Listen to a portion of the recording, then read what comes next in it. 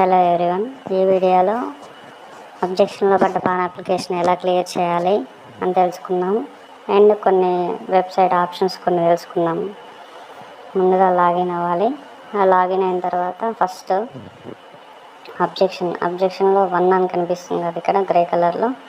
అది new pan card correction తెలియదు, కానీ ఒకటైతే రిజెక్ట్ అయింది. దాన్ని ఎలా క్లియర్ చేయాలో చెప్తాను. ఫస్ట్ పాన్ అబ్జెక్షన్లోకి వెళ్ళి అబ్జెక్షన్ క్లియరెన్స్ పార్టీ నేను చేయాలో ఫైండ్ అప్లికేషన్ అండ్ అబ్జెక్షన్లో వచ్చాము. ఇక్కడ నో డేటా అవైలబుల్ అని చూపిస్తుంది, అంటే ఇక్కడ ఏం రిజెక్ట్ కాలేదు. నెక్స్ట్ కరెక్షన్లోకి వచ్చాము. చేంజ్ కరెక్షన్లో ఫైండ్ అప్లికేషన్ అండర్ అబ్జెక్షన్ మీద క్లిక్ చేసాము.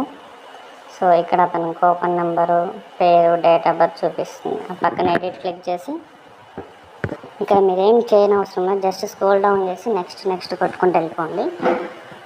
అలా కంటిన్యూ లాస్ట్ వరకు కొట్టిన తర్వాత మళ్ళీ సేమ్ ఎక్నాలజ్మెంట్ రిసిప్ట్ అవి డౌన్లోడ్ పీడిఎఫ్ అని వస్తుంది. మీ దగ్గర ఇవి ఆల్రెడీ ఉంటే మళ్ళీ డౌన్లోడ్ చేసుకునే అవసరం లేదు. సో నా దగ్గర ఆల్రెడీ ఉన్నాయి కాబట్టి నేను క్లోజ్ చేశాను. సో మళ్ళీ పాన్ అబ్జెక్షన్ క్లియరెన్స్లో ఫైండ్ అప్లికేషన్ అండ్ అబ్జెక్షన్ మీద క్లిక్ చేశాను. ఇప్పుడు ఇక్కడ చూపించట్లేదు. సో అంటే మనం క్లియర్ చేసామంటే ఒక స్టెప్ చేసాం. దీంట్లో 2 స్టెప్స్ ఉంటాయి. చాలామంది ఏం చేస్తున్నారు, అక్కడ క్లియర్ చేసిన తర్వాత మళ్ళీ డాక్యుమెంట్ అప్లోడ్ చేయాలి కాబట్టి మళ్ళీ కరెక్షన్ దాంట్లోకి వెళ్ళి అప్లోడ్ డాక్యుమెంట్లో చూస్తున్నారు. ఇక్కడైతే ఉండదు, ఎందుకంటే అబ్జెక్షన్లోనే అబ్జెక్షన్ క్లియరెన్స్ సిఎస్ఎఫ్లోనే సెకండ్ ఆప్షన్ ఉంది, upload to clear objection document. ఇక్కడ చూజ్ చేసుకొని డాక్యుమెంట్ అప్లోడ్ చేయాలి. సేమ్ డాక్యుమెంట్ నార్మల్గా ఎలా అయితే అప్లోడ్ చేస్తాం సేమ్ ఇదే, ఇక్కడ కూడా అదే ప్రాసెస్ ఉంటుంది. Upload first form, photo, signature ఇవి అప్లోడ్ చేయాల్సి ఉంటుంది. ఆల్రెడీ మీకు అప్లోడ్ ఎలా చేయాలో బిఫోర్ వీడియోస్లో కూడా చెప్పున్నాను. న్యూ పాన్ కార్డ్ అయినా అంతే.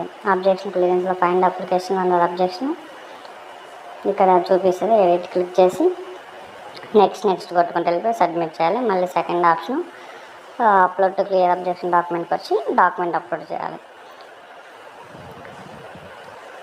ఇంకా హోమ్ క్లిక్ చేసినప్పుడు ఇప్పుడు దీంట్లో కొన్ని ఆప్షన్స్ చెప్తాను. ఈ వెబ్సైట్లో కొన్ని ఆప్షన్స్ ఉన్నాయి కదా, మనం ఓన్లీ ఇవే కాకుండా ఈ సైట్లో ఇంకా కొత్త ఆప్షన్స్ ఏమున్నాయో చెప్తాను.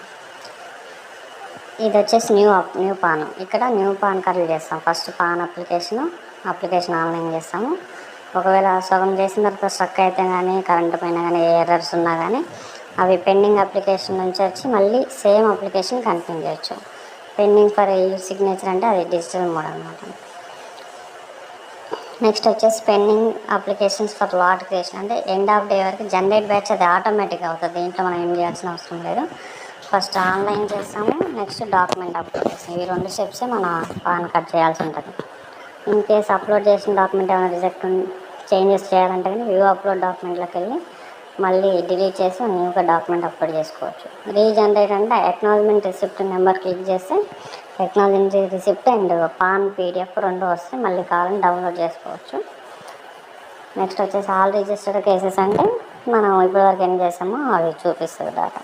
అవి 2 మీకు అంత యూజ్ ఉండదు. సేమ్ న్యూ పాన్ కార్డులో ఏ ఆప్షన్స్ అయితే ఉన్నాయో సేమ్ కరెక్షన్లో కూడా అంతే. పాన్ అప్లికేషన్ ఫస్ట్ ఆన్లైన్, తర్వాత ఒకవేళ మధ్యలో ఆగిపోతే pending, next digital mode, next lot creation, తర్వాత డాక్యుమెంట్ అప్లోడ్ డాక్యుమెంట్ రీజనరేట్ అంటే సేమ్ మన అక్నాలజ్మెంట్ రిసిప్ట్ వస్తుంది, పాన్ పీడిఎఫ్.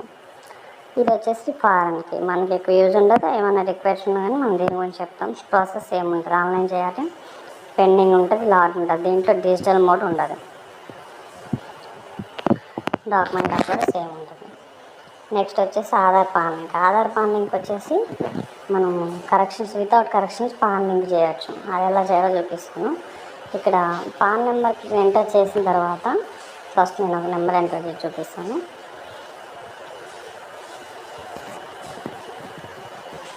ఇప్పుడు ఈ నెంబర్ ఎంటర్ చేసి సబ్మిట్కి వస్తే నాకు ఒక పాపప్ వచ్చింది. ఇట్లా పాపప్ వస్తే మనం ఇది ఆధార్ పాన్ లింక్ చేయలేము, ఓన్లీ కరెక్షన్ చేసుకుని చేయాలి.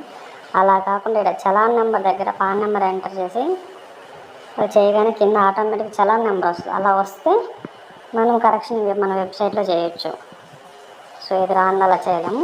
ఒకవేళ ఇది ఆన్లైన్ చేసినా కింద ITD, challan receipt, pan card, Aadhaar card అవి కలిపి 3 కలిపి మన న్యూ పాన్ కార్డులో వేసి ఎలా అయితే డాక్యుమెంట్ అప్లోడ్ చేసాం ఇక్కడ కూడా సేమ్ డాక్యుమెంట్ అప్లోడ్లోకి వెళ్ళి డాక్యుమెంట్ అప్లోడ్ చేయాల్సి ఉంటుంది. నెక్స్ట్ వచ్చేసి పాన్ అబ్జెక్షన్ ఆల్రెడీ ఇప్పుడు దీని గురించి తెలుసుకున్నాము.